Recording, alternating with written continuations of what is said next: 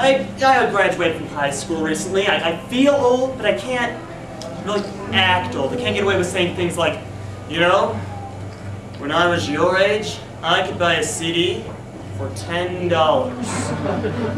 Yeah, the sale's going on through next week. Yeah, I mean, I liked being a kid. You could get away with all sorts of things. When I was a kid, I wanted to be an astronaut. I wanted to go into space, but there's always one thing that stood in my way: math. So now math, when you're in elementary school, it's no big deal. You add, subtract, multiply, psh. Then you got into junior high, high school, where they started teaching you real math, physics, calculus. There went that dream. Yeah, don't worry, I'll be using math in my career from now on. Let's see, that was 2 large burgers and 3 fries. Yeah, thank you, Sir Isaac Newton. You got me to where I am today. Of course, I had weird dreams when I was a kid. I had this reoccurring dream that I'd be in a library and I'd have to fight off evil-talking bookcases. Yeah. I also had a recurring dream where my girlfriend would be killed in a gang shootout. Yeah, that basically proved to accurately predict my future love life.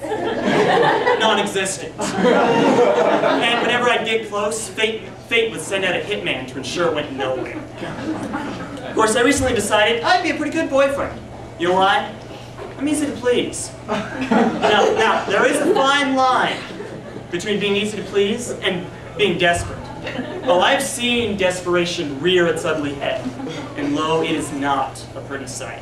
For example, one time I was on a blind date, sitting at the restaurant. Waiter comes up to the girl, hands her a napkin, with a note on it that says, "Hey, I'm the guy in the white shirt at the other table. Noticed you're on a date, but if you wanted to go out sometime, here's my number." True story. There's only one type of person on the planet stupid enough to try and pull that off, and that is a man. Men have done the stupidest things in the history of human beings. Men invented hunting. Now, back in the day, hunting was a way for people to actually get food. But in this day and age, it's become a recreation of ridiculous proportions. You ever looked at a hunting catalog? They sell you an outfit that makes you look like the Swamp Thing, and a device that will actually strap yourself to a tree. So you go out in the woods, looking like a compost heap, tie yourself to a tree like a member of Greenpeace, soak yourself in deer urine, wait 12 hours, and then go home. You've got the animals off in the distant bushes going, "Hey, look at this guy, he's dressed like a moron." I know. He smells like moose pee. Come on, let's go prance around and eat berries. Now, I admit I don't understand sports in general.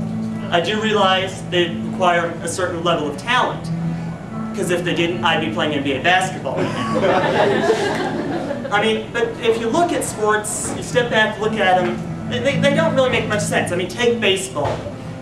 Okay, what we're going to do is we're going to throw something at you, 90 miles an hour. I want you to take a stick and hit it, and then run around in a circle. There's a lot of things that I'd like to know how they came up with them. Foods in particular.